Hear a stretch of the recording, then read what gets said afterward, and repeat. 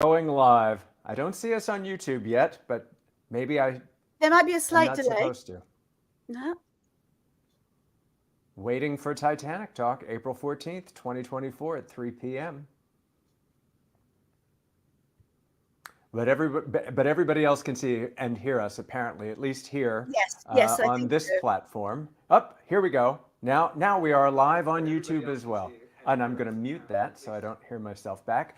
My name is Nelson Aspen. If you don't know that by now, you can look at the bottom of your screen to be reminded of where I am. And if you haven't figured out, I'm in New York City. The sirens, the wail of the fire engines, police cars, and ambulances will tell you that.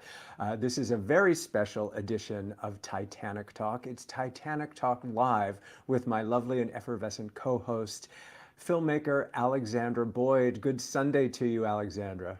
Hello from Washington State, from the Olympic Peninsula in my forest with my pugs and my ridgeback.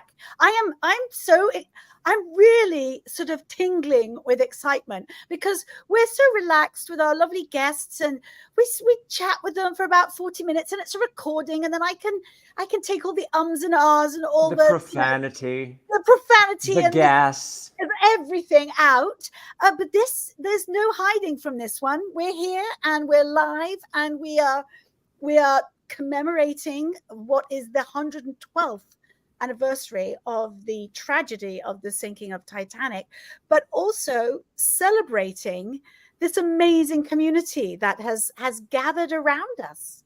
I was thinking about the fact that when you have mass casualty events, as happened all too frequently, but they stand out as milestones in your life. Nothing has ever captivated people the way that the tragedy of Titanic has, and yet it spurns people on to positivity. I was thinking about the art that has been created as a result of Titanic, the tragedy, the history, the people that have pursued careers in exploration and science.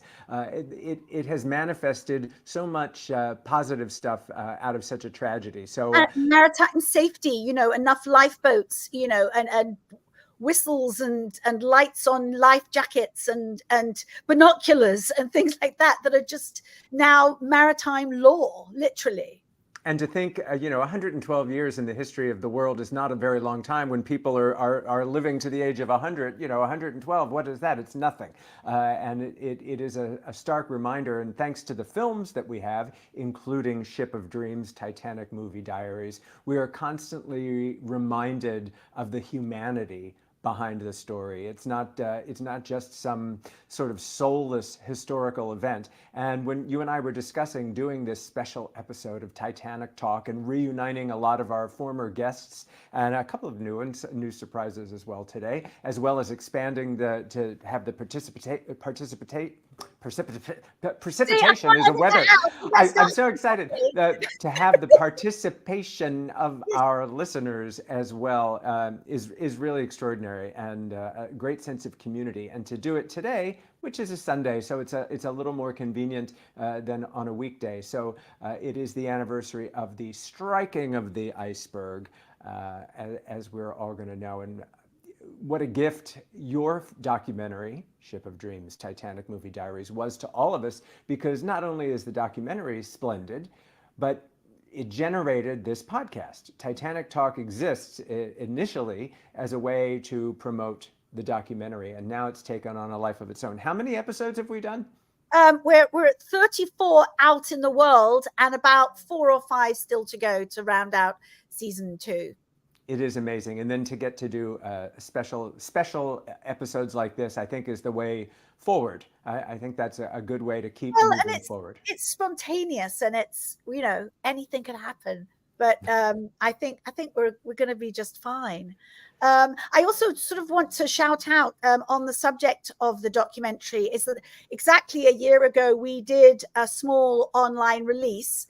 And we've then retracted it, and it's been to the Valley Film Festival in Los Angeles, which is where we had our premiere. And this summer, all being well, we will release definitely in Canada, definitely in the US, and definitely South Korea.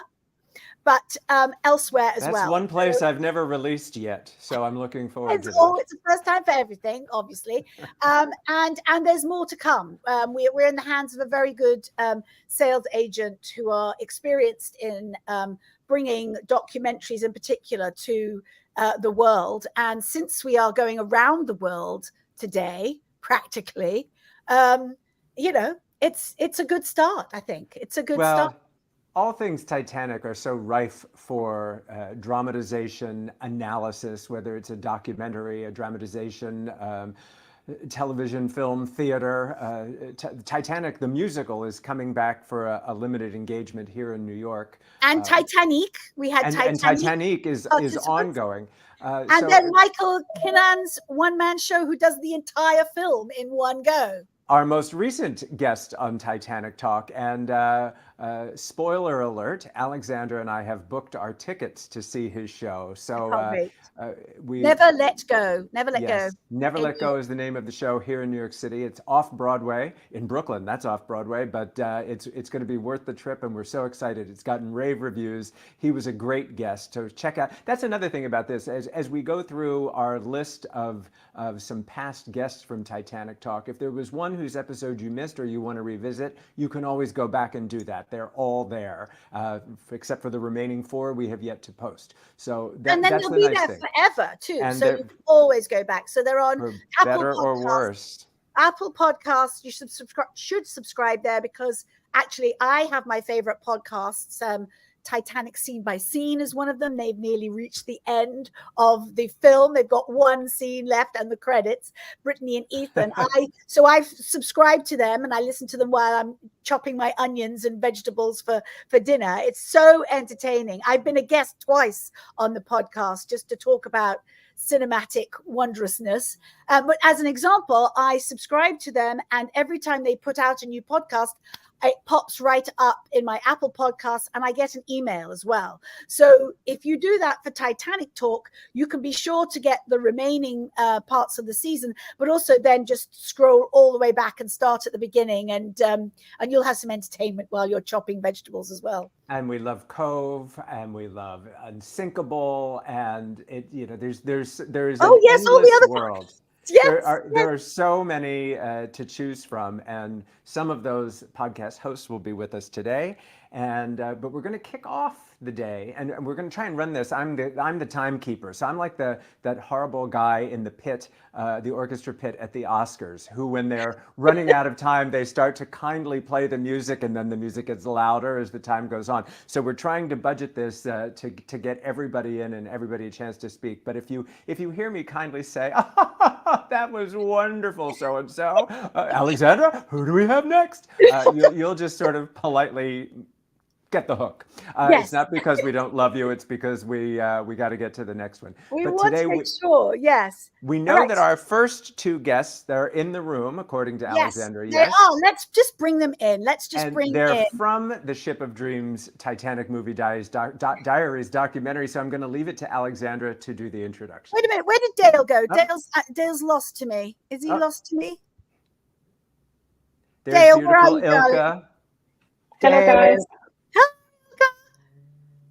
Where's Dale? He's gone. Oh, there he is. Device not connected. Didn't this happen last time when we went live? And I think he's got a dodgy connection, as they say in Essex. Well, stage. There we go. I'm feeling good about this. Dale, can you hear us? Dale and Ilka are like. Oh, yes.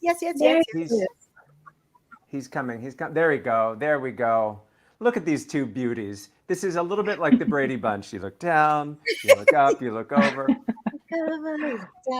Alexandra, tell us about Dale and Ilka, how you found them and what their gifts are. Well, Instagram. Thank God for Instagram, because I actually lose hours of my life looking at beautiful photographs on Instagram. I love it. I love it.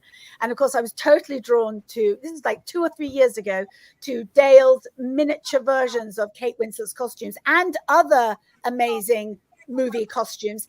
And then Ilka, as a perfect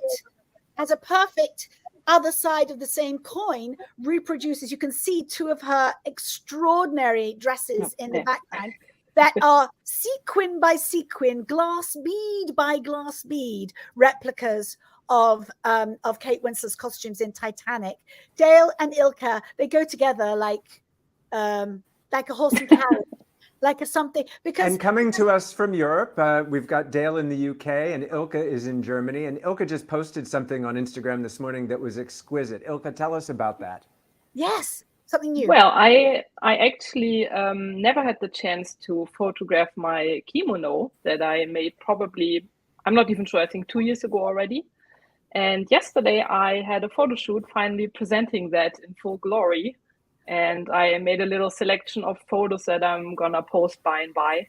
So that was a nice feeling wearing your work that you took a lot of care with and devoted many hours to. So that was a special moment for me.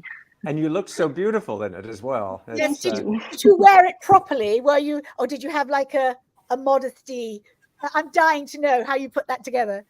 Well, I actually had some kind of modern nude shapewear thing on because I didn't want to be like without anything. Exactly. So that worked pretty well. Oh, good for you. And Dale, what are you working on at the moment? I think he's working on the connection. Are you all right? Are you all right there? Dale, I don't think he can hear me. I think he might have the same problem you did. All I can tell you is I'm broadcasting through my telephone, so I did have to switch to the proper microphone. So if that's of any guidance, if he can actually hear me, maybe I'll pop him an email and advise him. I just sent him a little WhatsApp. Okay. It's live TV, darling. Live TV, live YouTube. Luckily, he can just get by on his looks. Yeah. So now, Ilka, I want to know what's going to happen with these things. I mean, you display them, you share them with us on social media. Would you ever be willing to part with them if the price was right? Well, the answer to that is very easy. Never. There's no money in the world that can buy those dresses from me. Just because I think you have a special connection when you work on something for such a long time. Like the dinner dress behind me, for example, has around 350 hours of beadwork. So I don't think there's an amount of money that can actually compensate for the back pain and all of that you put into that, all the blood and sweat, literally. What if someone commissioned you? Would you take commissions like that? I don't do commissions because I am actually self-taught. I'm not a professional seamstress, as most of you know. And I just don't have experience with that. And I would feel horrible if someone would commission me and then would not be maybe happy with the fit or something. And I don't have these patterns in various sizes. I made them for myself. So I have like my size and that's it. I get many questions about commissions and I'm always feeling horrible to say like, no, I'm sorry, I don't do that. So, but I did do other pieces. For example, I did the flying purse that is crochet work, or I don't know, some little works like that that I do sell when the right person appears.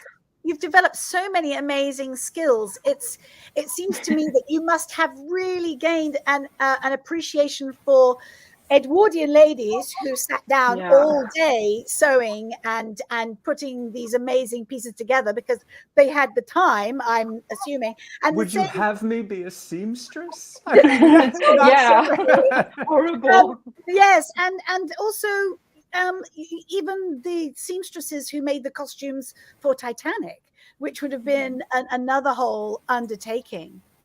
Has Dale got us? Dale, can you hear us? He's the strong silent type. Yeah, he went away and came back, but he can't hear us. I wonder what that is. Oh, there he goes. That's such maybe you can send him a message in the chat when he comes back. Yes, and maybe we can keep trying with him. How are we doing on time, Nelson? We're doing fine. We're gonna go a few more minutes in here, and Ilka's going to tell us about the experience of meeting Dale and participating in the Ship of Dreams Titanic Movie Diaries documentary. Well, that was a bit crazy because I had actually no idea that Alexandra would be in London as well. And the plan was to meet Dale for the very first time. And my husband actually captured this moment with his phone. And that was super special for us because Alexandra also used that in her documentary. And then we were in this beautiful garden, and Dale said, okay, so let's move onto the Royal Albert Hall. And we were kind of making our way there.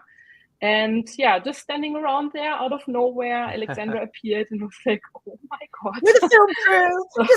Where Alexandra goes, the film crew follows. Exactly. Yeah, she can't really blend in. It was the hottest day of the year. Do you remember how hot it was? Yes. Oh my gosh. It was very hot. But it never shows on camera, which I never believe, because everyone's just, fainting with the heat. It was a challenge. But and then the Royal Albert Hall people came out and told us to stop filming, which we didn't. And my husband actually made them be busy and kind of kept them away from you. He kind of talked them into something. Can you tell me about the architecture? Yeah, that kind of thing. Ilka, are you doing anything to commemorate the anniversary in particular, besides just this chat with us? Well, the photo shooting that I had was kind of, it was a coincidence that it happened that day, but I kind of thought like, okay, now you did something Titanic. But in the end, I always work on something. I always have some running project. And then next to that project, I have one or two little projects. So, and there's always something going on. Is there anything Titanic related happening at the moment besides a project, you mean? Yeah. Have you got a project? Well, the white gown behind me, the heaven gown, is still in progress with the beadwork. You can see that on the lower levels, it's still missing the beadwork because I just didn't have the time. And I revised the bodice for my flying gown. I made a new one because I'm better than I was back then. I wanted to make it better. And I actually got out for you my latest project, which involved woodwork, which is Rose's parasol. So I restored this antique parasol with custom printed fabric. I did the handle and polish and everything. So there was a whole new skill set, and I really loved doing that. So there's always something going on. It's amazing. It's absolutely amazing. I know a lot of people are watching the film today, and a lot of people are watching Titanic Honor and Glory, who've done the sinking in real time. And James Penker, he's like the artistic director of Titanic Honor and Glory. I know he couldn't join us today because he's hosting his own event. They're probably talking through the whole thing. It's quite an extraordinary and moving thing to watch. And the sound is there. It's just there. You can just hear voices, or you can just hear creaking and groaning, or you can hear the water rushing. It's and of course we were so lucky to have so many of those digital renderings from Titanic Honor and Glory in the documentary. Yeah, that was and he was a great guest as well. Yes, such a wide variety. Poor old Dale. I feel so badly for him. I want to, in his absence, Alexandra, explain Dale's gifts to our audience if they don't already know. Well, they're just amazing. When I first met him in London, he's from South Africa, from Durban, and he was visiting his mum who lives in the UK.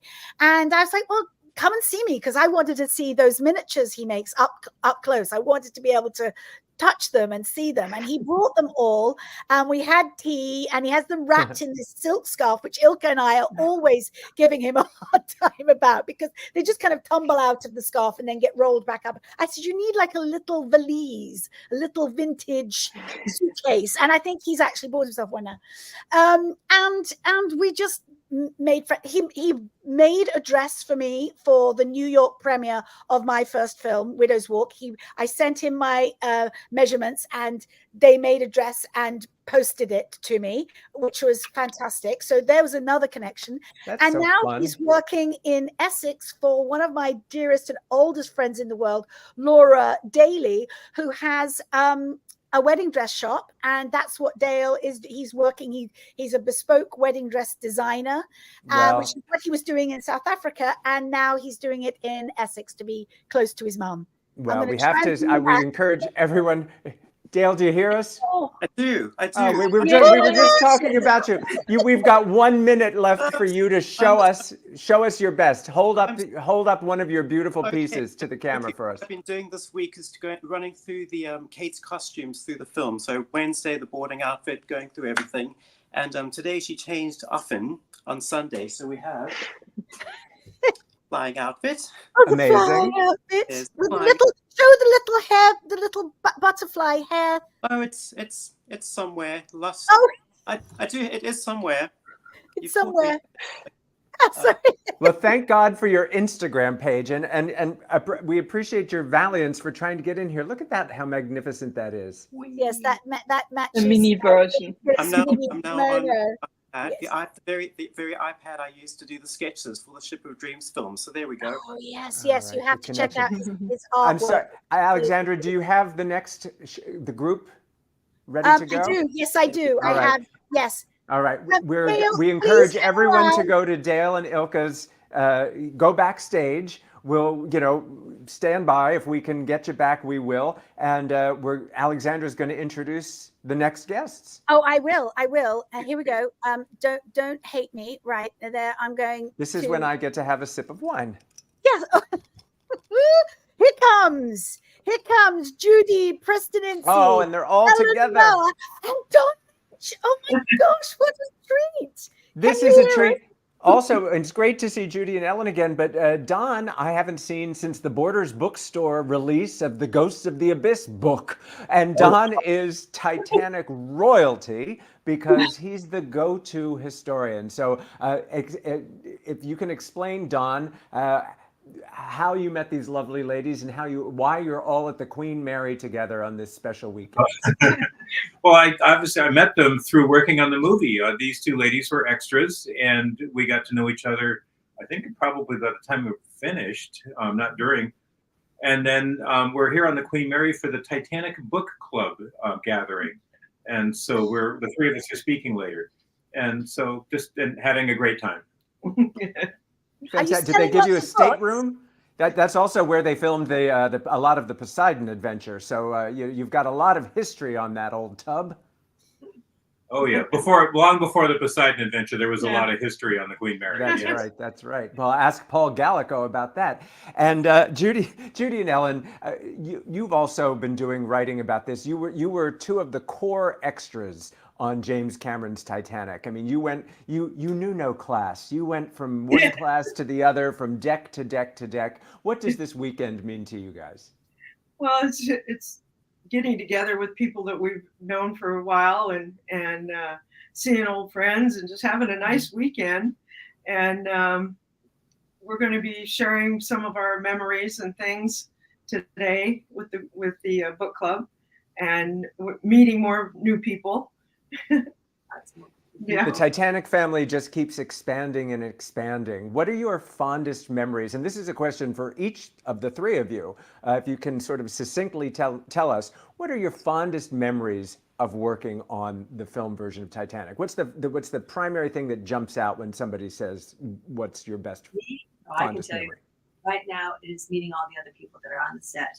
I just loved it. Everybody was so nice. And I mean, sure, there were a lot of strange things going on, but it was fun. It was great, and learning all sorts of behind the scenes type of a thing was fascinating. Absolutely. Yeah, we wanted to. When I went down there, my first initial thought was, I want to see everything, do everything, meet everybody, go everywhere, and I did. And we basically did. Yes, yeah. For months. And yeah. And we had to, we had to make those friendships so we could do that. We had to develop those relationships. It wasn't like all of a sudden we were on the set and we could go anywhere we wanted to. No, we earned it. And Don, your participation, I was going to say, because for the ladies, Alexandra included here, their job was finite, but yours, you were there before, during, and after, I assume. Yeah, and I got to be an extra, but I also I have to say, walking the decks, being able to tour the ship, and I did get to go wherever I wanted to go. Jim did tell me right up front, you can go anywhere, you just can't stand in front of a moving vehicle or under a crane. And he didn't mention anything about the ladies' dressing room. I mean, I guess they could go anywhere. But again, I have to agree, it's meeting the people. I've met some wonderful people in the movie, but I enjoyed the experience of being part of a movie. I enjoyed the experience of walking the decks of the Titanic as it looked in 1912. And that was just spectacular. Don, I have to tell you, we just got one of our other guests, Greg DiNapoli, is an incredible artist, and he has done some beautiful work of lighthouses and ships and architecture, and he just posted on the YouTube. I've been a huge fan of Don Lynch since I was a kid, and it's true. For so many of us Titaniacs, I had an album back when there was vinyl, and it was a telling of the Titanic story. And you and Ken Marshall were featured on the back cover of that album. So there I was. I don't know what years that would have been. I'm guessing mid-70s. But you've been a part of our Titanic family before we even knew we had a Titanic family. What was the nucleus moment that got you involved with her story? I think it probably was reading A Night to Remember. And at that point, I was hooked. There was just no turning back. And where did you, like, we didn't have that in school. We got Of Mice and Men and Lord of the Flies. And how did you get your hands on a copy of that? Well, I had seen the Poseidon Adventure. Here I am on the Queen Mary. And wanted to know what real shipwrecks were about. You know, I thought it was a great movie, and it is on the big screen. The small screen, the Poseidon Adventure doesn't play quite as well.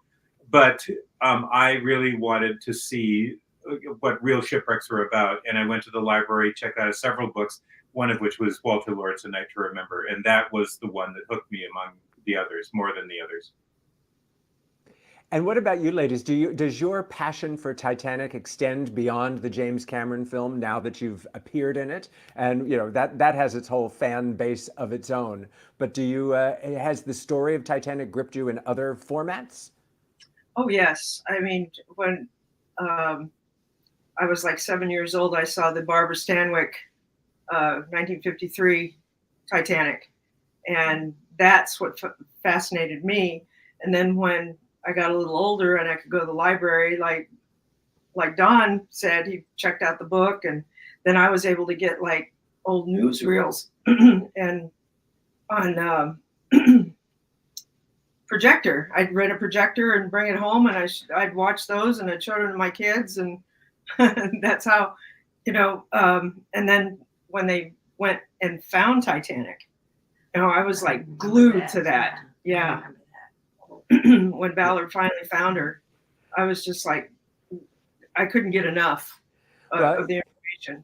It still compels us, and one of the saddest moments, of course, was the submersible, the wreck of the submersible that happened in the last year. You know, which just went to show you that Titanic is still on our minds. It's still part of our pop culture consciousness. It's not just a 20th century thing. It's come right into the 21st century.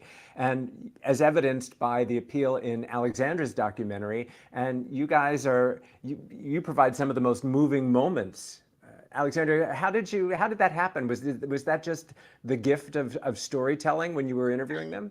Well, I think, I mean, I'm a baby documentary filmmaker, so I knew, but I did know that because people were reading their personal diaries and their own, you know, I was there in 1996 stories, that it couldn't not connect to people's hearts, to their own hearts. And I was Judy has her book, which she had with her, but all the other diarists were not allowed to read their diary until they sat in the chair and read it for the camera, because I wanted to have spontaneous memories.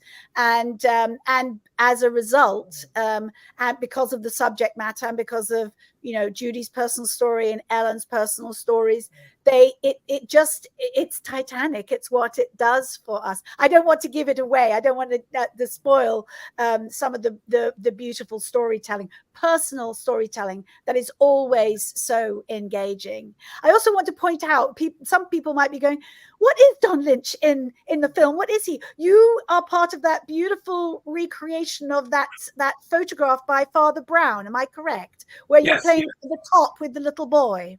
Yeah, I'm the father of the little boy spinning the top. It's Frederick Spedden, who, you know, ironically, the little boy then later is hit by a car, and I drown in a swimming pool. Oh, wow. You know, but they're based on real people, and everybody's got to go sometime, I guess. You know, what are you going to do?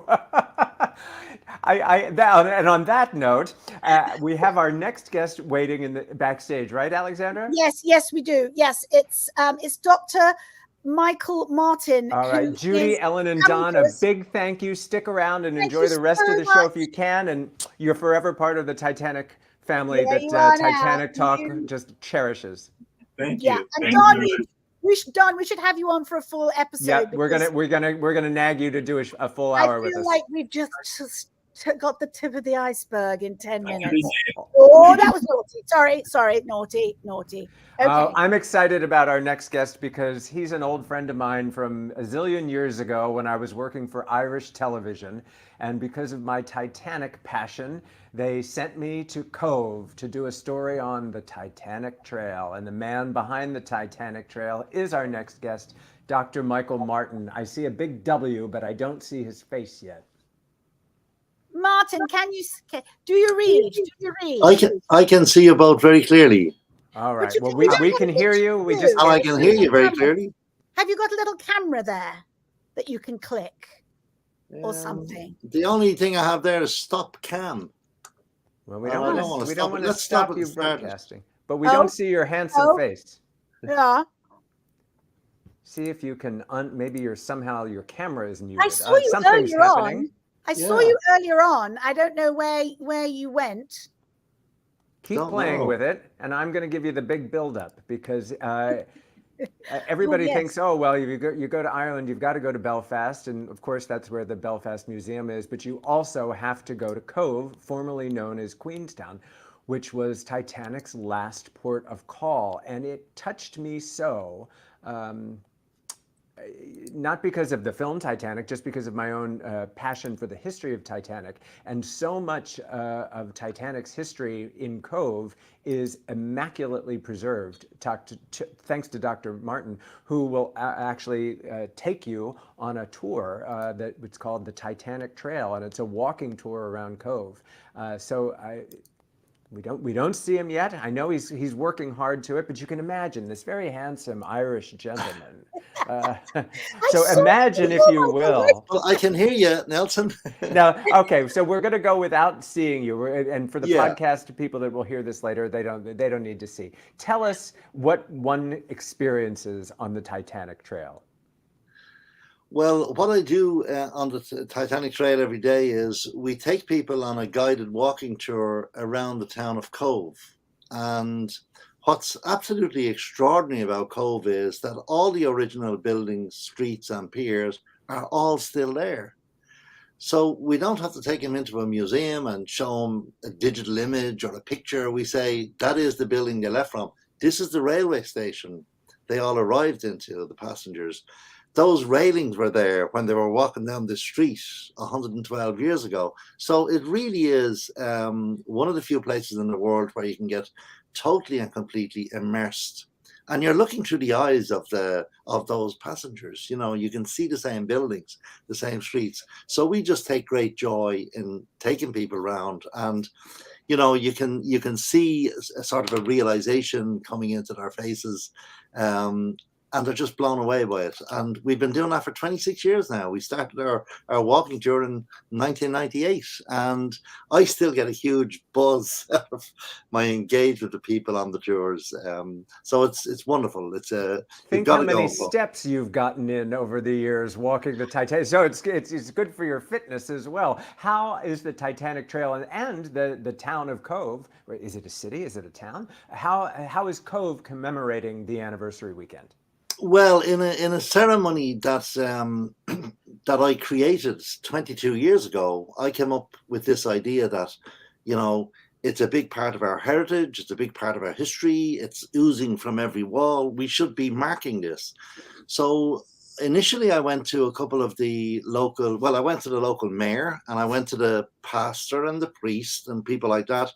And then I got the group of ex-servicemen and women, you know, to add some, I suppose, gravitas to our national flag and so on. So I created this ceremony where we lay wreaths at the little Titanic memorial, and then we are accompanied over by our ex-servicemen, and we go to the dock, right beside the dock where those people left from, and we cast a flower in, calling a name of all the people who didn't survive, because of the 123 who left from Cove, only 44 of them survived. So we say a prayer and recite poetry. Now, that was 22 years ago. There's other people organising it now, and like all small town politics, you probably don't even get an invite to it. But in any event, it went ahead today, and I know that there would have been lots of people come to Cove to engage with it. I myself was in Belfast. I just travelled down today, where the British Titanic Society had their annual convention, and they're commemorating it there tonight by going down onto the remaining part of the slipway. There's a tiny part of the slipway still up there, and they're having a candlelit vigil at 20 minutes to 12 tonight, the 14th of April. So I was delighted to be a part of their deliberations over the last couple of days. And I met a friend of yours, Nelson. Uh-oh, who's that? Pablo.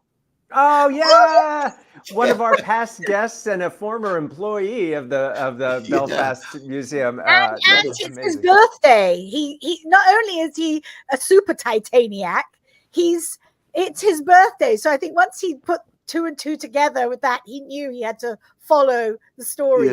Yeah. He asked me to connect you guys, and I was like, you know what? The nicest thing about this day and age is you can connect with anybody. Yeah, and I said, if you see Michael, give him my very best. Yeah, and I should correct myself. We didn't meet face to face, but he contacted me, and I arranged a tour for him in Cove because I wasn't here, and he did that and enjoyed it, and he was very gracious.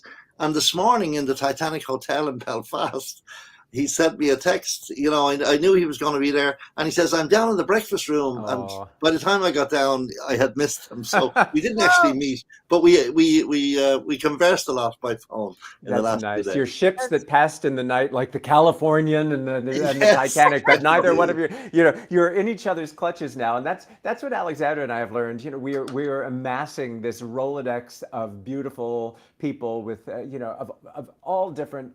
From all over the world, as evidenced by this, but of all different occupations and ages, and it's fascinating the reach and the gift that Titanic has given us. And I don't even remember what year it was that I came there, but it had to be 15 years ago. Yeah, I think it's more, Nelson, but let's not go there.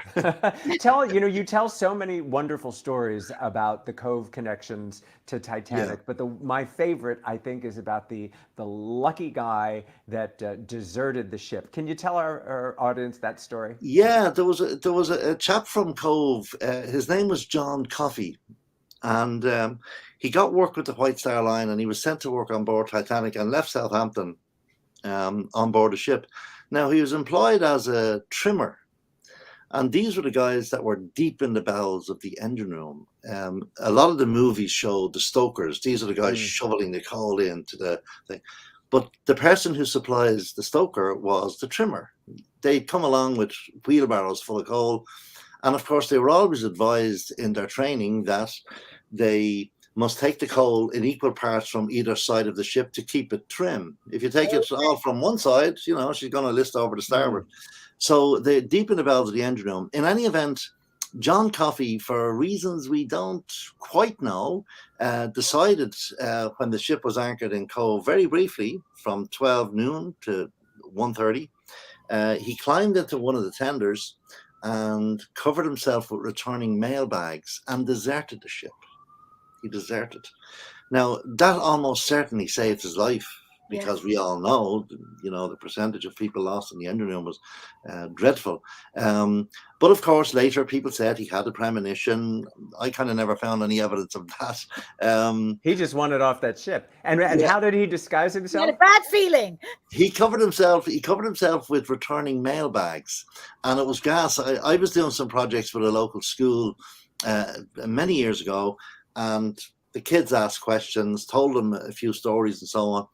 But it's still in my memory today. One of the projects was the children had to do a little painting after I had been to speak to them.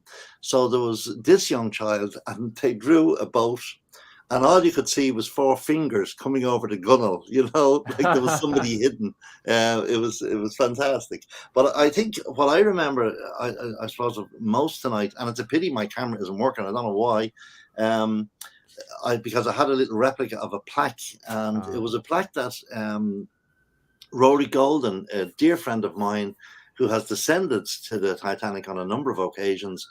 In August of 2020, I got a plaque made in a foundry in Cork, and Rory was able to lay this on the bridge of the ship. And I think it's worth reading out what I put on it this evening. Please do. And it said, commemorating, I had hoped to show this to you, the little replica, but anyway, it says, commemorating all those lost on RMS Titanic from the people of Cove, Queenstown, and Ireland. And then beneath that, a little Irish sentiment or prayer. I asked the advices of a friend of mine who's a very good Irish speaker, and he gave me this lovely little sentiment, which reads in Irish, Gatuga an dia suvna siri de Hanamata, and in English that translates to a sentiment that kind of means, may your God gather your soul into your heaven.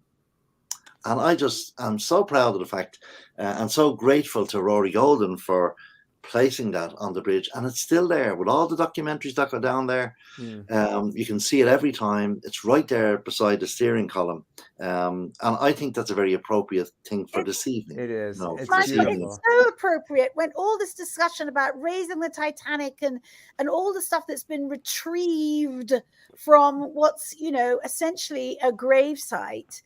I think that's the absolute, you know, the way for you personally to commemorate, and all the Irish people who were lost. I think it's a fantastic thread. If you. And I meant to say earlier, I had a great pleasure of meeting Don many years ago. He was in Cove. He may not remember, but I was delighted to have met him because, like you said earlier, he's the royalty of. Well, you're a legend too, Michael. You are a legend too. You're a legend. We're sorry, we're going to have to wrap this up, but you're forever with us. We're grateful that you were able to join us today. Thank you. Thank you. We love you.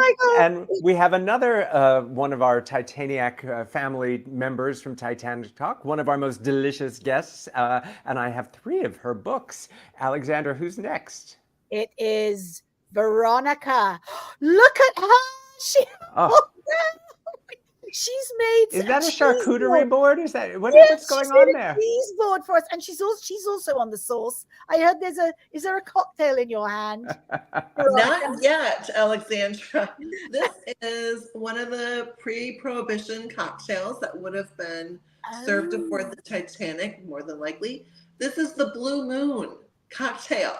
What's in it? Tell us the ingredients, please. It was very popular at the time, creme de violet or violet liqueur, which is so lovely and flavorful.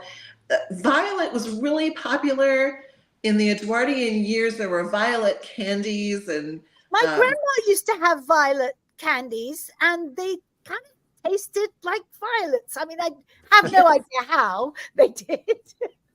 Yeah, so this is one of the great gin drinks of Prohibition, and I wanted to show you how easy it is to make. You just please do make up a little bit of gin and the creme de violet, shake it up with some ice and some lemon juice, and just strain it into. Hopefully, you have a Edwardian glass, and garnish it with a little bit of lemon. I wanted to show everybody what one of the cocktail shakers would have looked like.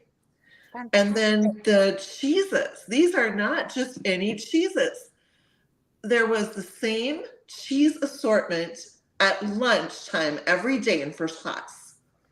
So it's so easy to entertain with a little bit of Titanic or Edwardian flair. You don't have to be a French chef. You can put together some of the cheeses that were on the menu every day. Tell us the cheeses, Veronica, because I love a bit of strong cheese. None of this Monterey Jack nonsense for me. Right? I know, Alexandra. Can you see the cheeses okay? I can, but you need to read them off. It's tiny. So yes, talk us through it, Veronica, please. So there are 2 cheeses that aren't on the board that were on the menu every day. And one of them was Roquefort, and the other was Cheshire. So I have 5 of the 7. This is Stilton right here. It's kind of like a blue cheese. Nice and stinky. Nice and stinky if you like that. Yes. Who doesn't? Cheddar. The front cheese is a soft cream cheese that was very popular at the time. It's called Saint Eval, and it's no longer made, but very similar to Philadelphia cream cheese. That's right in the front. And then camembert, which is a lot like brie. Lovely. And then the Stilton is here. And this is Gorgonzola. Oh, And yes. Gorgonzola. Lovely. My Yes. dad loved a good cheese plate. He'd have tried every single one of those. Tell us about your books, because you've written not one but two Titanic food books based on these menus, not just cheese boards. Well, the newest book is the book that celebrates the 25th anniversary of the Cameron Titanic movie. And I've got to tell you, we watched the movie together yesterday, Alexandra, and I thought about you through the whole movie because it's the first time I've watched it since I've known you. And I'm just so grateful to have gotten to know you and talk about the movie and everything with you and in the show we did together. And again, today, this is a book that includes things that were on the menu, like the salmon with mousseline sauce. They were on things that were on the menus, but also things like I included some malted milk balls because that would have been a good movie snack for a good movie party. And the Blue Moon cocktail is in this book.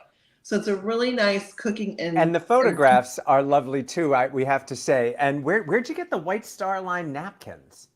Oh, I'm glad you asked, Nelson, because this is my fun purchase this year. Oh, I'm going to bring it back onto the full screen. They're amazing. Where are they from? Yes. From the Strauss Museum.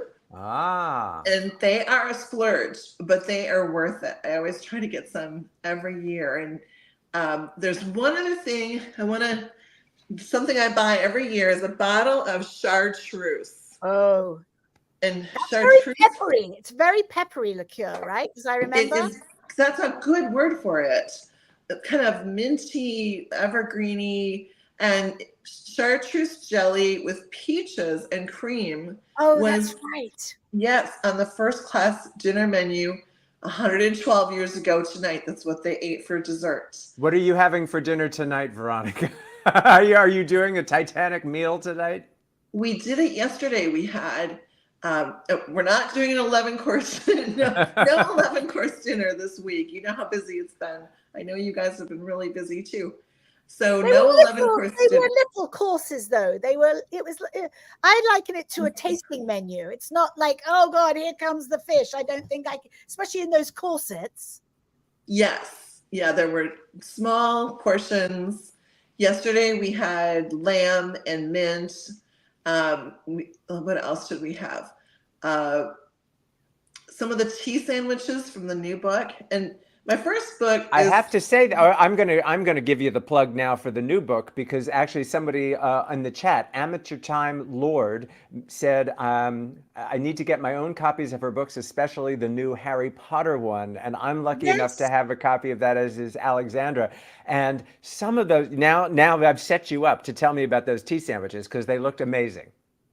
Oh, they're so good. There's tea sandwiches in both books. The new book for the Titanic and then the Harry Potter book is all about tea. So if you like teas and afternoon tea or high tea, the Harry Potter spotted cream, yum. Yes, and a lot of creative ideas from the Harry Potter movies, and that book celebrates the Harry Potter movies. So. Do you know what's next? Can you talk about what you're doing next? Because food and film go together. I imagine. I was going to say, what's the next film you'd love to tackle? Well, I am going in September. The Great Gatsby Cooking and Entertaining Guide will be out. And then I'm working on something right now that I can't talk about just yet. But I know where to find you both, and I will be sharing soon about the new project. Yes, and you have a website too that people can find all of your info. Is it veronicahinke.com? Yes, or you can go to foodstringer.com. Right. Or just search one of the books. Yes. I have to say, before we let you go, Veronica, you have become really a darling friend. You are a friend we have yet to meet in person, but your spirit and your whole energy, your generosity, your humor, your lightness, we just adore you. You twinkle. You literally twinkle. Thank you so much, Veronica. Thank you. Thank you. Thanks again, Veronica. Bye. All right. You know who's next? I know she's. I'm going to go run to the stern just to talk about this is a woman we have met and we love her. Alexandra, please do the introduction. Well, Rebecca, mother at stern, was always forever seared in our memories because we used to refer to each other on set and in the dressing rooms in these endless weeks and months that we were on James Cameron's Titanic. We had lanyards as well, so you'd be like, oh, That's what's right. you? Oh, I'm a first class woman. What Right. are you? Mother at stern. That's right. And Rebecca is and again, people who know this film know us all. They have Yes. they've watched every frame and slow it down and speed it up. And I mean, interestingly, I have not watched the film that many times. Me But neither. when I do, those sounds, the lines, there's so many lines that are seared. And yours, tell us what yours is. Well, I was going to say, people may not, you assume this, maybe they haven't I seen do. Rebecca's episode. If you're taking a moment to digest Mother at Stern, Rebecca, please, who was Well, the I will mother say, at Stern? I am a meme. I think I did mention that last time. So if you go to Titanic and if you type in Titanic, it'll all be over soon. I come up.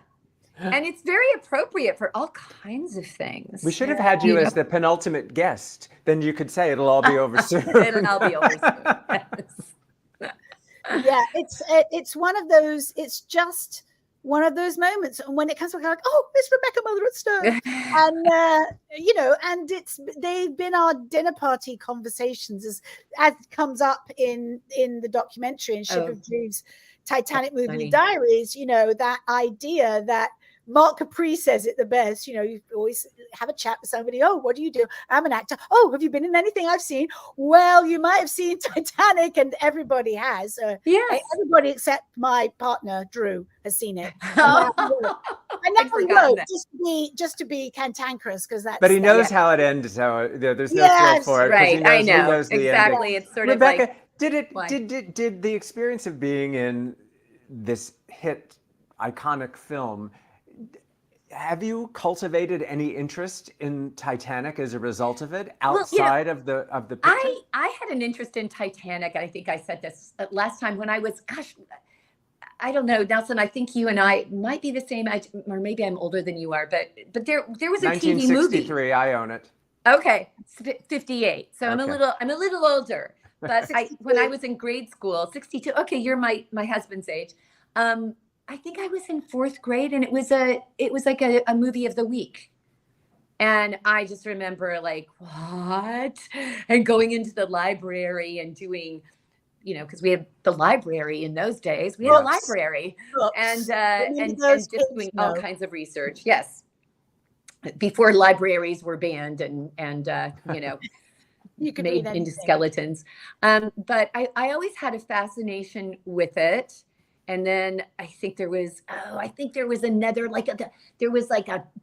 not Twilight Zone. What was after Twilight Zone? There was another. A Night Gallery or maybe I Night think it was Gallery, Night Gallery or something, Sixth where Sense, this maybe? guy was destined to, because he had been, I think he had dressed as a woman on the Titanic. He was destined to go from one sinking ship to the other. That was like his. That was his If anybody knows what series she's talking about, please put it in the chat, because I thought you were going to go with the Time Tunnel. I think it was the very first episode of Irwin Allen's The Time Tunnel series with James Darren but they landed. They were traveling through time, and then they landed. And they were on the deck of a ship, and they're like, "Oh, we're on a ship," and it was Titanic. Somebody said, "Is it Outer Limits?" Maybe it was Outer Limits. Outer Limits. That was after my time as an adolescent, I believe. And a TV addict when there were only 4 channels or something. And boy, wasn't I. I mean, the way kids are with with their screens. I was with TV. But Rebecca, I have to say the most esoteric surface thing, and believe it or not, I'm not in Los Angeles as I say this, but damn girl, you look beautiful. Like you're a MILF. You're the MILF at Stern. That is so funny that you said that. I did a Ross commercial in 2021 for Christmas where I was Mrs. Claus. You've got into the grandma zone. Yeah, but I was peppy and sexy. kind of dancing around the Ross store. And I went onto the Ross Facebook page, and all these women loved it. I love this commercial. They played it ad nauseum. It was like just played it to death. But two guys responded. One guy said, I hate this commercial. I want to kill myself every time it comes on. And the second guy just went, MILF. It was just hilarious. It was just so funny. Mrs. Claus is a MILF. Who knew? Well, but Alexandra, I did want to, as I'm sorry, that Veronica was speaking, it made me think of the time when we were invited. I think it was was it the summer after Titanic? I think it was the summer after Titanic, 1997. The Culinary Institute of America. Yes, and they invited a few of us. Their graduating meal was the last meal on the Titanic, and we got to taste it. I don't remember the peaches and chartreuse. I remember orange. I was trying to remember that. I remember orange, and I remember I was wearing kind of a Vivienne Westwood corset. But that, eating all that food, it was the most delightful. It was so much fun. And I just remember I was eating meat in those days. I don't anymore, but I remember there was filet mignon. And yes, the portions were all very small. And they had a drawing, right? They had a drawing. That's right. For prizes. And I won. What did you win? What is that? It's a little gold coin with Titanic on it. I should take it up. Yeah, there we go. Hold it way up close. Well, we may not get it. And you've had it all this time. There it is. Oh my gosh. It's got Titanic on it, and I've kept it ever since. It was wow. It's a treasure, The memories, honestly. I mean, we're just actors, but we get to have these experiences, and it is one of the beautiful things about being you get to travel, you get to step into the clothes and the shoes of other people, but not like this. And again, you frame it so beautifully in my movie. It gives me little chills every time you say, with your fingers like this, we knew we would never experience anything like this again. And I'm never a truer word. And you wrote it 25 years ago. That's right. Years ago. That's right. And you knew. Yeah. I mean, those discussions we would have, because we would sit around, getting high. No kidding. You can do that. We were smoking. We were smoking. It was Mexico. But pondering what's going to happen. Cash those checks, because you ain't going to see anything more from this. And even when we were all at the cast and crew screening, everyone was, it was all sort of mutual appreciation society, because we were all seeing each other's little bits that were still left in the film. Yeah. And nobody at that cast and crew party could have predicted it. We were all just going, thanks for inviting us. That was fun. Well, and also going, wow, that wasn't the movie I was expecting. No, I was blown away. I was genuinely blown away. I was too. But it was kind of because we knew all of the work that had gone into the casting. So, and as Jim said, he streamlined it. He streamlined the story so that it was about Kate and Leo. It was about Jack and Rose. Yes. He had all these other peripheral historic characters that didn't quite make it into the story. You could have helped some other Titanic movies. I'm just saying. Yeah. You're in the best one, so you just Yeah, I agree. You're not gonna.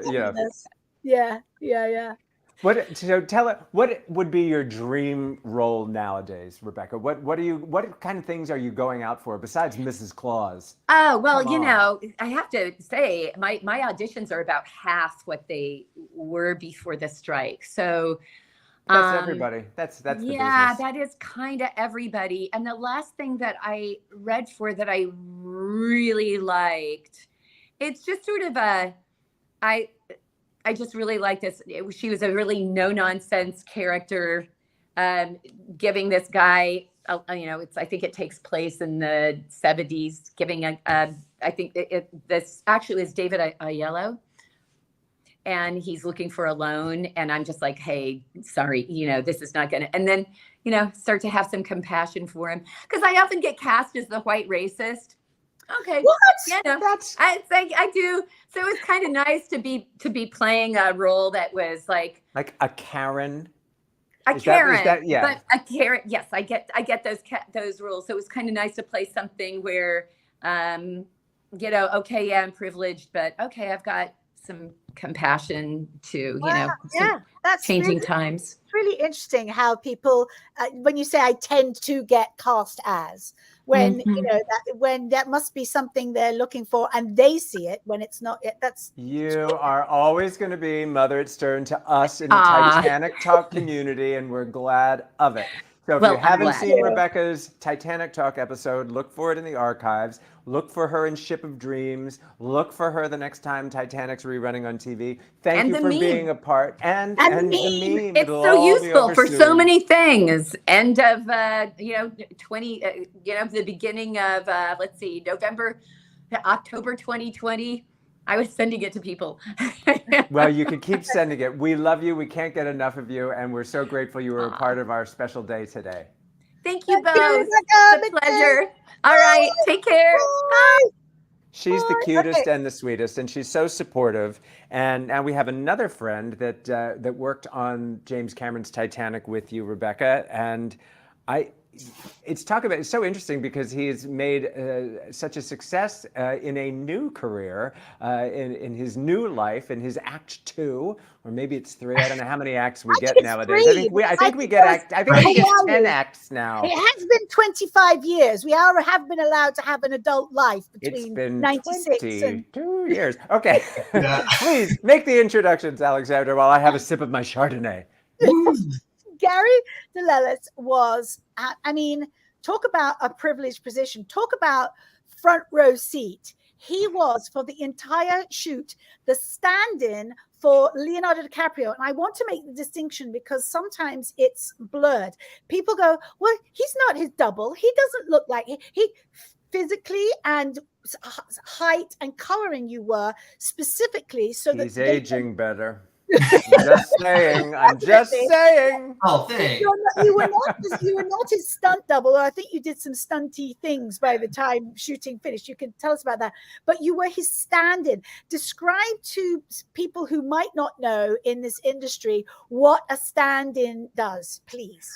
Yeah, absolutely. So we basically set up every single scene that you see in the movie. Somebody has to get it set up for, say, the lighting. And basically, like when Kate and Leo would come in, they would have tape on the ground, a certain color, and then me and Lori, who doubled for Kate, we would actually do the scene, and they would watch us do it, so they knew where to go, and then they would be like, all right, second team out, first team in, and then Kate and Leo would come in and do the real thing. But it really, sometimes we would spend 8 hours working on a scene because trying to get the lighting, like when they were in the back seat of the car, they could not get that fogged. Like they were trying everything they could for hours to try to get that fog on the window so they could do the hand slap. Oh, we did it in a movie, my first movie, and she got out a steam iron and put it against the window, and it was beautiful condensation. Did they ever try steam iron?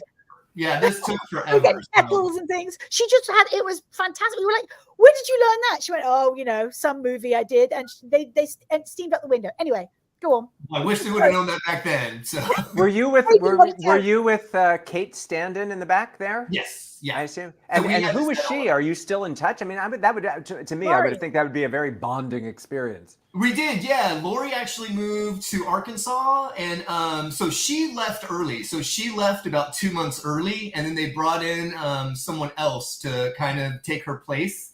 So yeah, I worked with Lori for about 6 months, and then I had 2 months and they actually had a couple of different people come in and out to kind of finish it up. So yeah. What's your fondest memory? I mean, aside from sore feet, sore back, waiting around, what was the joy part of it for you? Just the opportunity. I mean, I was working at a grocery store from the time I was 16 until I was 21, and when a door opens like that, and all of a sudden I come from, you know, not knowing where life is going to take you, and you get dropped into the lap of James Cameron.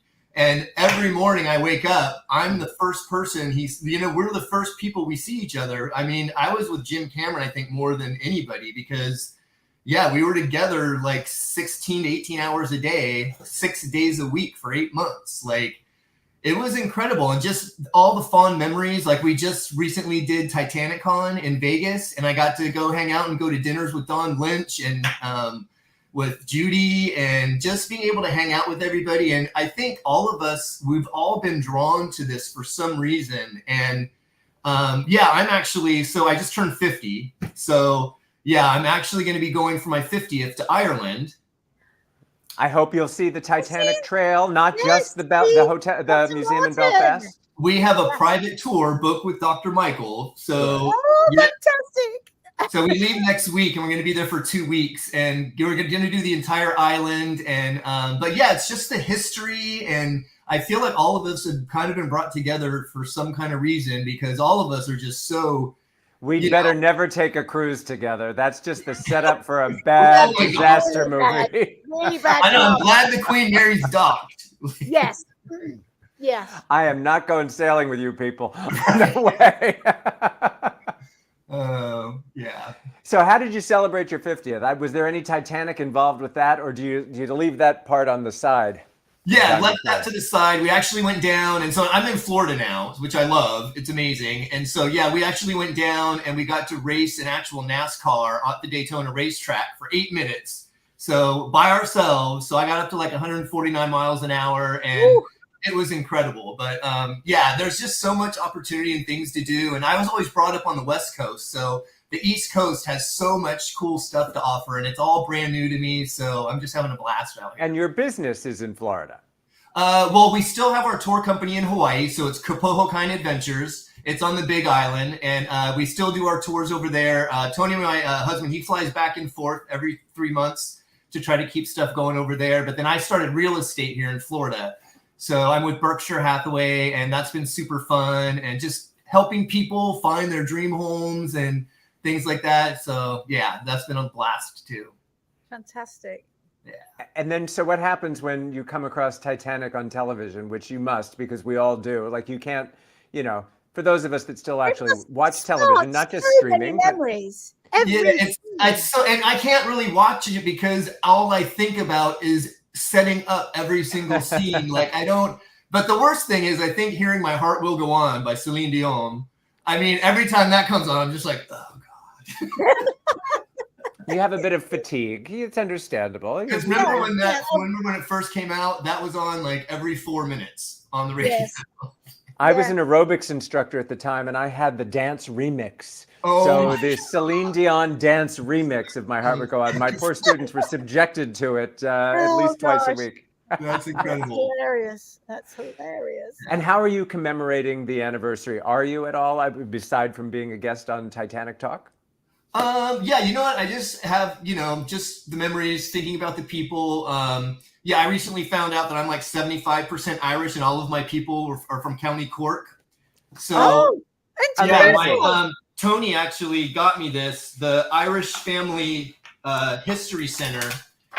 The Irish Family History Center, he gave them my 23andMe and my ancestry info. Yes. They went back 400 years to all of my family's history, and they've got pictures of gravestones, and anybody can do this, but they'll put this together for you, and it's like, it was just incredible. So I can't wait to go to Ireland. I've never been, and that's actually where my people are. Oh, it's fantastic. You're going to be bumping into people that look just like you and going, are you my 6,073 times removed? Totally. I don't think I have a drop of Irish blood in me, although maybe a 23andMe would prove otherwise. But I made 2 memorable trips to Ireland, and it's just the most fascinating, welcoming, warm, wonderful place. You don't have to be Irish. It's, you know, it's like on St. Patrick's Day. Everybody's Irish on St. Patrick's Day. Right. You don't have to be Irish to have an amazing time in Ireland. Yeah. And Yeah. you're going to We have the need to time go, of your life. Nelson. We keep talking about it, but maybe we'll take the movie. I know. day. Well, we need a sponsor. I don't know. Something. I mean, that's not where, I mean, Drag us you- there. We shouldn't be dragged. We should just go and say hello to everybody, because I think you're absolutely right. That's what we're going to. That's the experience. I've been many years ago, but I'm sure it's just as you describe. And we're going to make sure, Gary, that you get in touch with Dr. Martin and make sure you are connected well. He's so listening that now, he so will- yes. He's messaged us privately to make sure that you get in touch, and we'll make sure you do. Yeah, we have a private tour booked on May 6th, so we All will right. see him. Yep. Fantastic. All right, we'll make sure, and we're so grateful to you and people that haven't seen Gary's episode. It's season 1, I think it's episode 6. But you go into the Titanic Talk archives and enjoy the whole full broadcast. And Gary, we love you. Thank you for joining. Love you us guys. today. Thanks so much. Take care. Right now, now it's back to me. It's back to me. Thank you. And And here we go. Now we have another person from Titanic, the movie, and yes. although we're only seeing her in silhouette, she needs a light in front of her. Because we love Can you see beautiful me at all? Linda Kerns. How's that? And I can see dogs.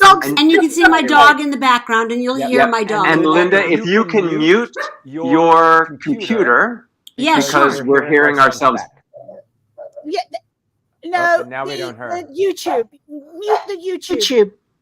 Oh God! You did it. asking I me to think do nope. something it's fine.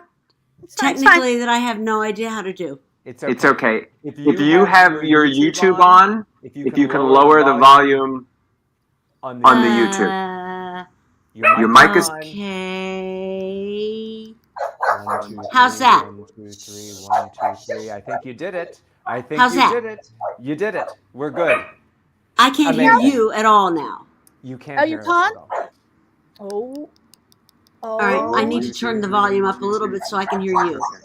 Be quick. Okay. Okay, Let's give this this a go. I'm still hearing a little feedback, but we're but gonna make this work because we're gonna let you do the talking. That's what we want to hear. We want to hear from Linda Kerns. Tell us your involvement in Ship of Dreams and how Alexandra came to you for this. Oh, well, in Ship of Dreams, I'm one of those people reading my diary. My stream of consciousness diary from back when we were shooting the film. It was right after we had finished shooting, and Alexandra had the wonderful idea of having everybody write down their thoughts about working on the movie. And we all turned in little diaries, and Alexandra read them and tweaked them and put them together. No, You didn't tweak them? I would not read that. No, you were that good writer. I hope I'm a better writer now than I was then. I think we all are. It's so moving the way you describe the experience and the way. Tell the story, Linda, about being in the water and the screams. Oh, yeah. Well, that was the first thing that I filmed was the being in the water. It was about the time that Leo and Kate were on the infamous door. And It's a panel. It's a panel. There's room for him, honest. And they just said, roll him and start screaming. And this scream came out of me that I don't know where it was from. It came from another person, another land. And I think that scream actually was the thing that I was only supposed to be on the film for a couple of days. And I think that scream was the thing that made Jim Cameron kind of sit up and go, what? And he kept me around for several months. So. And what was it that moved you to Oh, the scream that way? The sound of all, it was terrifying to be in the dark and to hear the screams of all of those people and to imagine what that was like for the people in the water when Titanic went down. I mean, just the sheer terror of it all, and just hitting that freezing water, and it makes my skin crawl just to think about it. A lot of that gets lost with the. Interrupt a second. If you have, can you kill that? I think that's why we have no. I don't know how to do that, honey. I'm on StreamYard. Yes, but do you have pages as well? Excuse me, the YouTube. Do you have the YouTube? Lovely Eddie. Another one of our said, I've heard YouTube. It takes a village. We've been freaking out about this for a week, but we're learning. We're all learning together. I'm not hearing the echo now. Maybe she muted herself. Oh, I think something happened. Oh, but now we can't hear her. All right. She can hear us. Now we go. Now I can hear you, and you can hear me, but there's apparently you're still getting that feedback. That's right. I'm going to ask you. When you talk about the terror, I was thinking about how the anniversary of the sinking brings out festivals of sorts for Titanic fans. But what shouldn't get lost is the gravity of the tragedy itself. Yes. I don't know, Linda, if you can address that, because you sort of have to straddle that line. People want to celebrate the film, but it's also a terrible story. Yeah. It's, I just remember when we first started filming and reading through the script, which was huge at the time, and obviously much of it was cut, but still a lot of it was shot, but then ultimately cut. But just remember reading that script and the individual stories of the people that were on the ship and that went down with the ship. And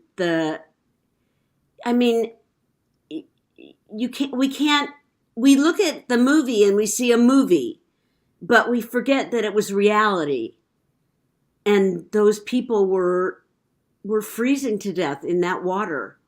And there's I don't know how you can possibly justify celebrating that, It's a commemoration. A commemoration, I think, is a better word. It's similar when the England the First World War. And every November, wear cookies to fight the and it's always something they just take all. And Titanic people too. Yeah. I mean, it certainly is a painful story. I mean, I remember just being fascinated by it before doing the film. That speaks to James Cameron's attention to detail that even the smallest roles were filled by actors of your caliber who could communicate those feelings. What was your audition? You know what? I didn't audition. Well, I went in and met Mally Finn, and she kind of, the minute she heard that I wasn't British or Irish, she kind of wouldn't give me the time of day. So John Landau was a friend of mine, and he said, well, I'll give you a couple of days on the film. Maybe we'll let you die or something. And that couple of days turned into 4 months. So that was luck and Jim Cameron. Serendipity. Yeah. And the wonderful John Landau. Isn't that amazing? Are you still in touch? Yes, absolutely. Yeah. Maybe he's in the chat room right now. I hope so. I hope so. That's good. The friendships you make, obviously you and Alexandra, still going here, very much a part of the current Titanic community as well. People are saying, Linda is amazing. They're all excited to see you. Oh, I can't even see the chat room, so that's really nice to hear. I'm so I have hide chat in full screen mode. I have all these things. What I know about computers, you can put on the head of a pin. It doesn't matter because we've loved having you. We have to move on. And we're grateful as always. Bye, you all. Even with an echo. There goes Linda. She's so lovely. We should have your man Titanic 97. I'm not quite sure if he's in Florida. He's not here, but you know who I'm going to bring back and give another chance is that Dale. Oh, yes. Hello. I can hear you. Hello. Oh my gosh. Yes. By George, I think we've got it. Yes, we do. We're going back to Dale, who was here earlier. I don't know for people who weren't here. We had some technical glitches. We had some technical glitches, which it's live. So it's live. But he's stuck around even on UK time when he should be probably, getting ready for bed, but we're just grateful that you're here. And he's very well documented and featured in my film because actually he's one of my first super fans. One of mine. You all belong to me. All yours. All yours. When you direct a film, you get completely, because you watch everybody's story over and over and over and over again. You fall in love with all the actors, you fall in love with all the participants because you really feel them in your sort of blood system when you're putting the film together and getting all those bits of the jigsaw puzzle. So Dale is one of my first super fans, Titaniacs, and because he makes Show Us Again. He was gentle with you though. Yes. I know it could have been a disaster. There could have been a stalking How did incident. we meet? Did we meet on? Was that Instagram or was that Facebook? And Social media.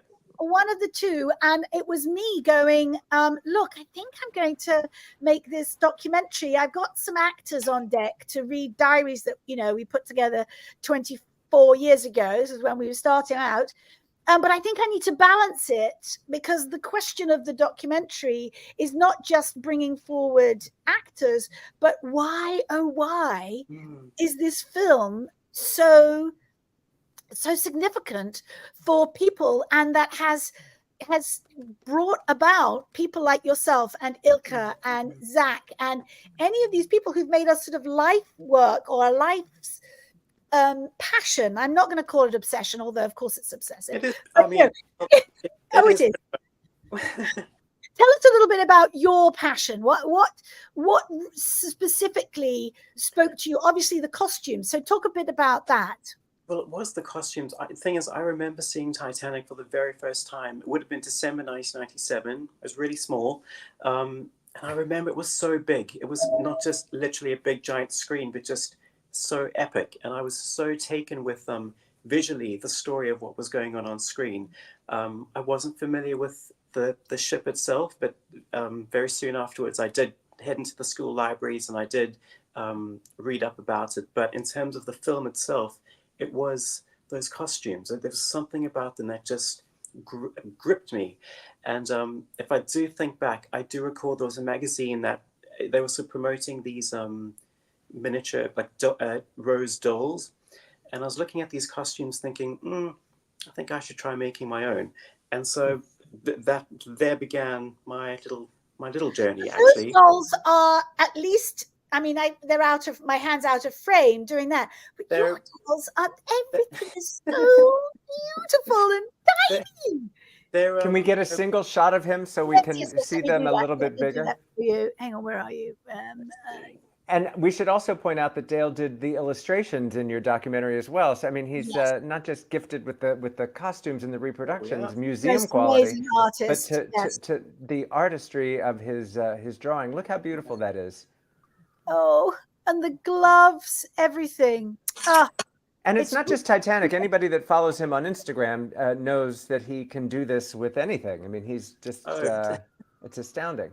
Well, I want to talk a little bit about you meeting multiple Oscar winner Jenny Bevan, who did on Titanic, but because you recreated a costume that she designed and built for Drew Barrymore.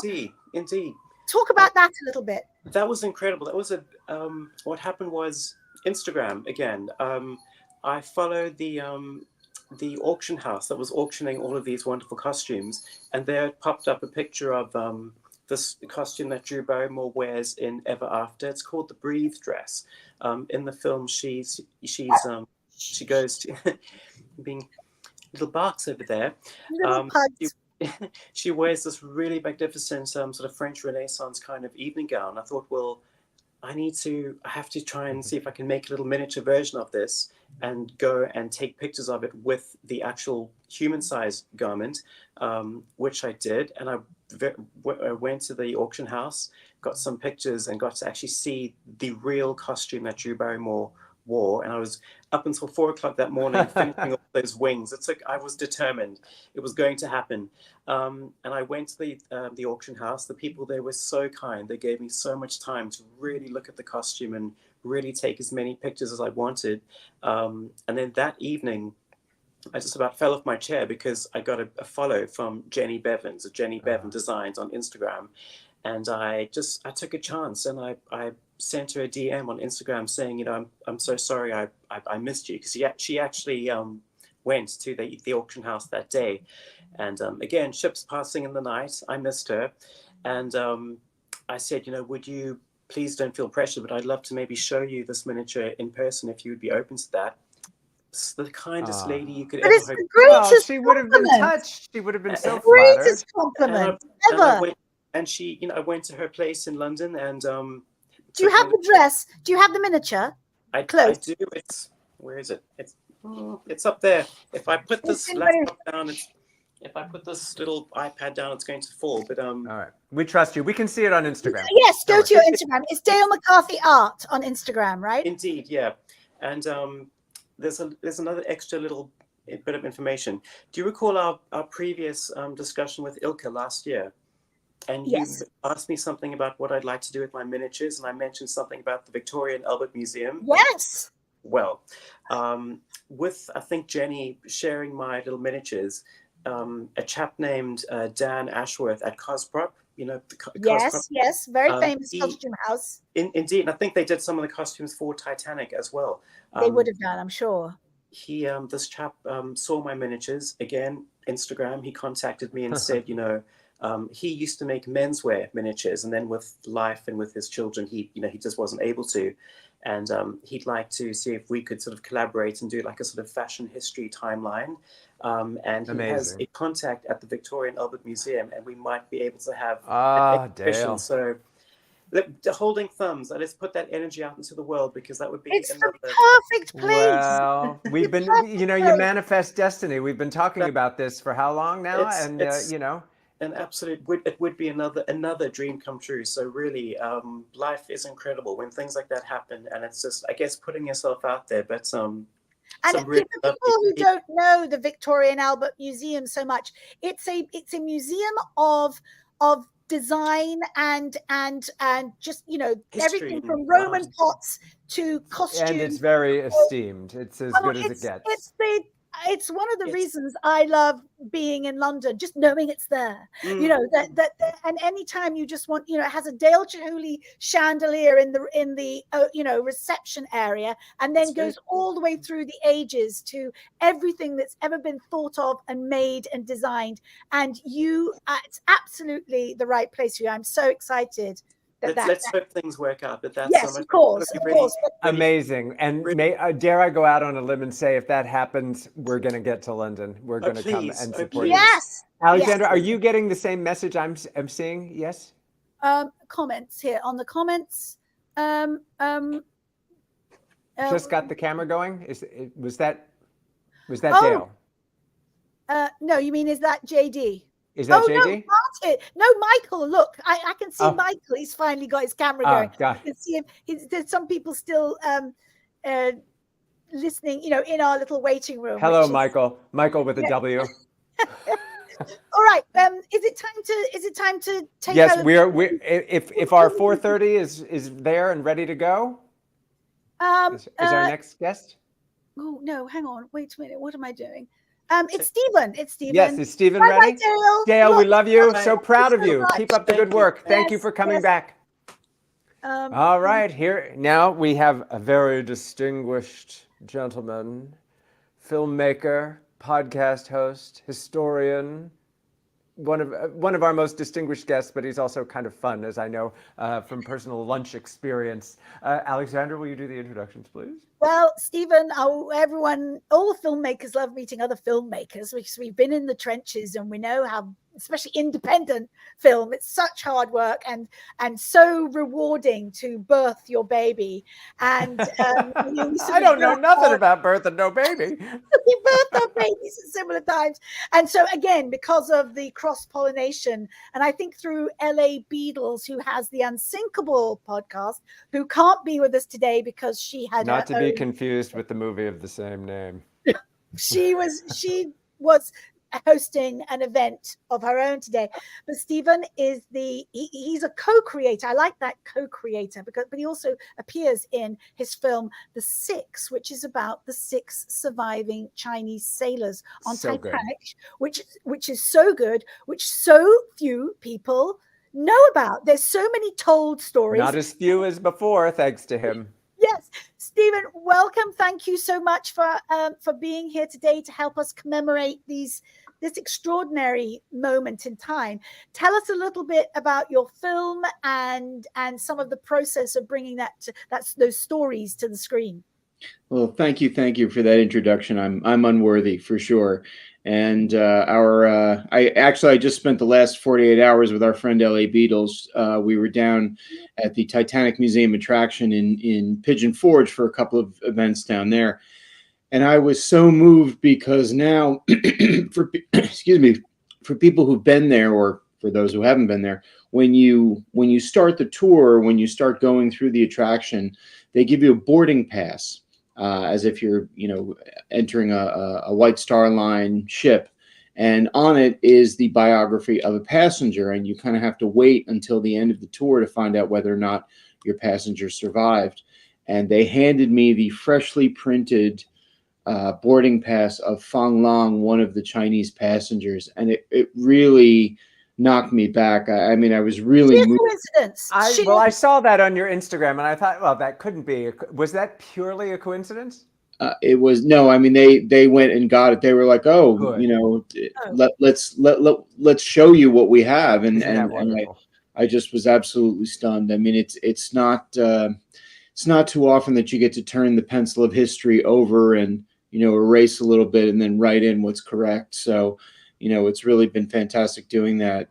For people who aren't familiar with the story of the 6, it focuses on the 6 Chinese passengers that survived Titanic. There were actually a total of 8 Chinese passengers. Unfortunately, we lost 2 on the night, and then but the other 6 survived. So it was a small sample size, but a very high survival rate. And that was just one of the things that kind of brought us into the story. Why don't we know anything about the Chinese passengers the way we do, for example, the Irish passengers or, some of the other groups? Why are they so well documented? Why don't we know as much about the Chinese? So my creative partner, Arthur Jones, and I spent about 6 years, the numerology worked for us, about 6 years trying to bring the story to life. And, unfortunately, we're still, the film has been out there for a little bit. It has popped up now and then at a festival, or the Titanic Museum attraction was kind enough to stream it last year for about a week, I think it was. And, we just still haven't had any luck getting a proper US streamer. So, stay tuned. But I have an announcement, which is that this time next year, we will have the book, The 6. My book will finally be out in English.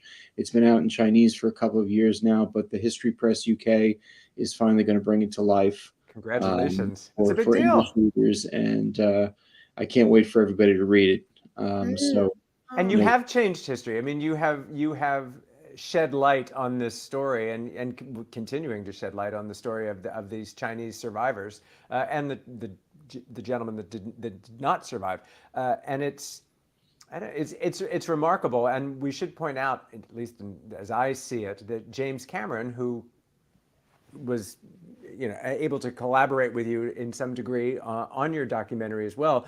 But the Chinese passengers do pop up in the existing cut of Titanic, although there was more that wasn't cut out. Yep. Rebecca Erickson, were you referring to Rebecca saying the Chinese man saved from the water, even if he was cut from the movie? With that scene, you can see him several times in the movie. And this is how people know this film so well, the layers and layers. The whole controversy of Rose and Jack and the panel, people thinking it was a door, no, it was a panel, it said, but if it hadn't been for that's how one of the Chinese survivors survived. I mean, it's fair to say that James Cameron got the idea for the panel for Rose from the Chinese man on the panel. Confessed to it as well. Yes, absolutely. It's the for anyone who has the deluxe 2 DVD set of Titanic, at home on their shelf. Everyone listening right now, I can almost guarantee you. So if you've watched the deleted scenes, then you've seen the rescue of the Chinese passenger, and that is entirely factual, entirely historical, and it was something that we asked Cameron when we interviewed him, and we said, hey, this kind of looks a little similar. Did one inspire the other? And he said, absolutely. And it was just a little too similar. I've definitely had some audience members say, hey, how come the Chinese guy got cut? And it's, it certainly wasn't a story decision. It was really just a timing decision. Titanic, the film, follows the timeline of the sinking. And so therefore, really every second counts. And, it was just a little bit too much overlap, the two storylines, but one definitely inspired the other. So, I hate to take the bloom off of everyone's rose, but, it's no pun intended. No pun intended. It was a Chinese passenger that inspired, one of the great moments in recent cinema history. So I began this episode of Titanic Talk saying about the inadvertent gifts that the Titanic tragedy gave to the world in terms of people developing their artistic skills, their interest in science, their interest in exploration, and certainly I think it was that for you. You had an interest in maritime stories prior to the six, but you have been able to right wrongs. As I don't want to do any tremendous spoilers, but for those of you that haven't seen the six yet, you were able to, through the recreation of the lifeboats, sort of set the record straight on some matters. And that's not something that is just done by a fan or not necessarily even by a filmmaker. That shows your chops as an explorer. Is that fair to say? Well, I mean, I think now we've moved into a different phase of research for Titanic history. Up until maybe the late 90s, you could still do a little bit of firsthand research. You could find a survivor and interview them. There was still, people could go and access records, and they could read other people's books, and they could go out and find things and whatever. But now we're all past that, and I mean, even in many cases, we've even lost the children of the survivors. So we're now into third-hand accounts at best.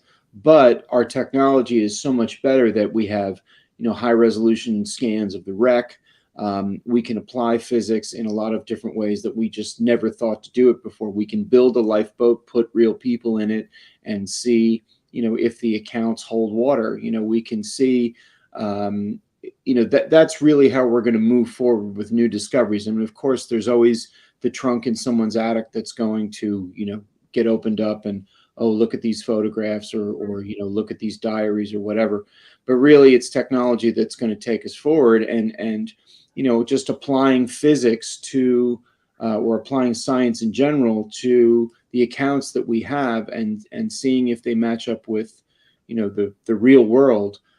That's what's going to help us adjust the timeline correctly. It's going to help us take those missing jigsaw pieces and walk up to that giant mural and kind of stick them in place. So, I really hope that we've done a little bit of it, and I hope that others will come and do a lot more. Even Cameron came back and, finally said, all right, fine, I'm going to put people on the, on the piece of wood and we're going to see, who floats and who doesn't. And, we did the same thing. I was the cold water volunteer. We built a lifeboat. There's more that we could do with it. So I'm glad we were able to contribute a little bit to the overall story. Well, and it's appropriate on the anniversary and commemorating the event itself and the sad aspects of that, of course, but to mention that you have a podcast of your own. Yes, a fledgling podcast. It's having a little trouble leaving the harbor, but it's after spending 25 years in China, I moved back here to New Jersey. I'm a native New Jerseyan, and I really just wanted to continue the kind of work that I was doing, but localize it. And when I started poking around with Titanic history as it applies to New Jersey, either passengers from here, passengers coming here, people who were buried here, I realized that there are a whole lot of stories to tell. And so I've been all over the state looking at different graves and what they do and don't tell you. Cemeteries are the most interesting kind of library because in some cases they're exceptionally terse, and in some cases, they're absolutely rich. And so, there are a couple episodes are out, more to come this spring and summer. I told LA over the weekend, it's just, I have so much admiration for what she's done, 100 scripted episodes and for what the two of you do. I mean, just to everybody thinks it's easy. It's like anything else. Everybody thinks it's easy and they try to do it. Yeah. Well, just sit there and talk and, there's your podcast. No, it's not that at all. Not if you want to make it any good, not if you want to build an audience. So, well, you're very talented at everything you seem to do. Whatever you do that you're not talented at, we don't know about it. So, keep working on whatever that is until you get it right, because it's got to live up to the rest of your accomplishments. Stephen, thank you so much. Thank you for so joining much us today. Good to see you again. Good luck with everything. All right, we've got one to go, and this is a very special way to finish out the broadcast. Alexandra, who is our final guest this afternoon, this evening, this day? Are we back on the? We're back on the Queen Mary. That's right. Yeah, Don and Ellen and Judy were sitting right here. That cabin is a rockin'. Do not come a knockin', because it's one of our favorite married couples from one of our favorite families. Hello. The podcast cross-pollination never stops. The Cove podcast with Paul Carganilla and his beautiful family that he is so generous to share with us. Hi, guys. How's it going? Oh, so good. Thank you for sharing your beautiful Titanic Talk family with us. And it's Jamie's first time on. Yes, I'm so excited to be a guest today. Thank you. I think you're in the honeymoon suite. It looks like that to me anyway. Or maybe is that the cabin where Ernest Borgnine and Stella Stevens played out their scene in the Poseidon Adventure, perhaps? I don't know. But yes, we should point out you're hosting your own Titanic events in Long Beach, yes? I can't take credit for hosting. I was asked to MC a couple of the Titanic Book Club events that are here on the Queen Mary this weekend. Yeah, so we have a live stream happening at 3:45 Pacific that I'm going to be. It's with Dawn and Judy and Ellen. If anybody wants to tune in, it's over on my channel, Cove Pod, on YouTube. And then tomorrow morning in the Royal Chapel here on the Queen Mary, we're doing a memorial for Titanic and Titan at AM Pacific. So you can tune into that as well if you'd like.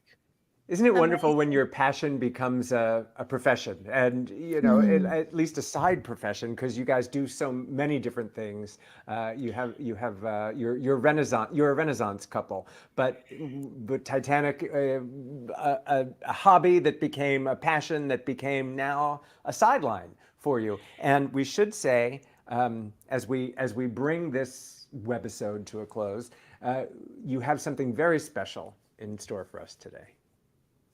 We are. Well, we offer, we were asked to do this tomorrow at the memorial here on the Queen Mary. And I thought, if we're coming on, you guys are doing a memorial anniversary type of live stream, maybe we can share it with your audience too. We get it first. That's right. Yeah. Not as polished, but so we're performing. My wife's a singer, and it was so fun to meet Nelson. She got to meet Nelson over Tell Mama in so much fun December. Yep, they came to a book signing of mine here in New York. Yeah, and they're just as beautiful as you can imagine, even more beautiful in person. They're beautiful kids as well, talented. Oh, thank you. We love you guys. So so this is one of the songs that the band was said to be playing at Titanic Sinking. It's a It's an old hymn called "Nearer My God to Thee." Oh, take it away, please. I can't wait. All right. Move the microphone here.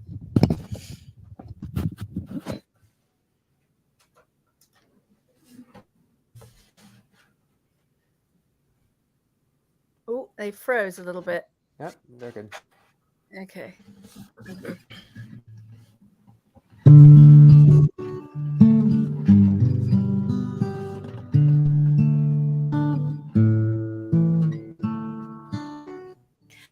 Nearer, my God, to thee, nearer to thee, e'en though it be a cross that raiseth me, still all my song would be nearer, my God, to thee, nearer, my God, to thee, nearer to thee. Though like the wanderer, the sun gone down, darkness be over me, I rest a stone.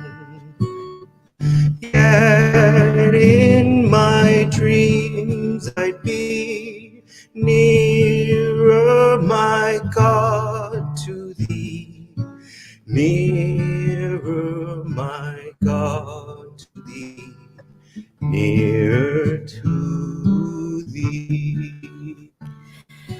There let the way appear, steps up to heaven, all that thou sendest me in mercy given.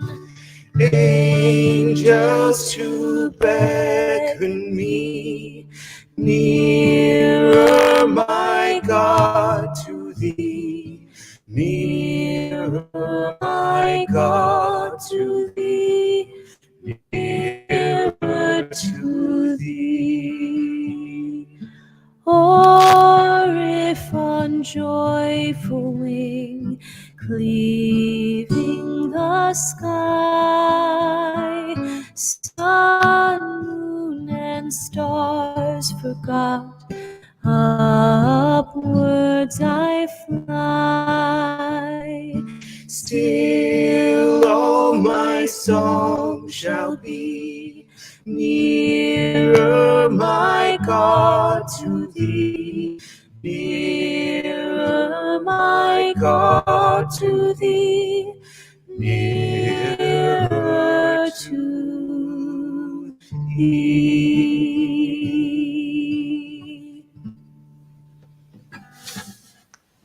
Spectacular.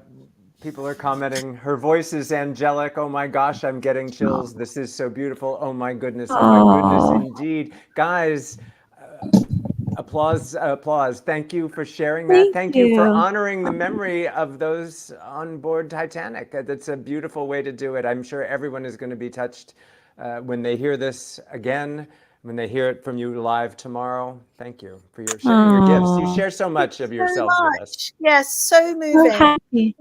Thank you for the opportunity. And yes, it's such an important thing to keep everyone in our memories, not just on the anniversary, but as we do in the Titanic community all year round. Mm-hmm. Thank you, Bo. Thank So you. beautiful. Thanks for having us. You. Enjoy your weekend, and thank you for being with us today. Bye. Thank you for sharing. Alexandra, come on. Who has a better family of friends than Titanic Talk? Come on. I mean, come on. You don't get this anywhere else. That was freaking beautiful. It was amazing. It's yes, we are so lucky I look through this guest list, like our whole guest list is like there's everybody, and the Titanic Talk guests we could not accommodate today. We love them just as much. We have such a unique collection of Titaniacs. We're so blessed. Down in the description, once this is forever on YouTube and on Buzzsprout and Apple Podcasts, I will make a list of everybody's episode. So if you're like, oh, I really want to, hear more about Dale and Ilka, I will tell you what to look for, even though you can Google now and things, but I'll make it very easy to hear everybody's full story as they described their Titanic experiences on Titanic Talk. What a gift we have. I couldn't, when we were talking about how to commemorate the anniversary, all sorts of extravagant ideas came up, and I wouldn't change a thing. This was the perfect way to do it. And now it will live forever on YouTube, and there it is. And we'll see everyone next year. We'll see everyone next week. We'll see everyone anytime. We're never more than a click away. We're so grateful. Do something nice for someone today in honor of someone who can't because of a life lost. So honor their memories by going out there and being a sweet person. Thank you so much, Nelson. Lovely to connect Alexandra. across the United States of America. I'm going to play a little bit of music now as we say goodbye. It'll all be over soon. If you've enjoyed this podcast, please leave a review. And if you'd like to hear more podcasts like this, hit the subscribe button. For information on where you can see Ship of Dreams, Titanic Movie Diaries, go to shipofdreamsfilm.com. Titanic Talk is a production of Ship of Dreams Film Limited. To celebrate Season 2 of Titanic Talk, we've launched a line of Titanic Talk merch. A cap, a mug, a tote, a t-shirt or a hoodie. You'll be sure to find a unique gift for the Titaniac in your life. Look for the link in the notes and on Instagram, or go to bit.ly/Titanic Talk Shop.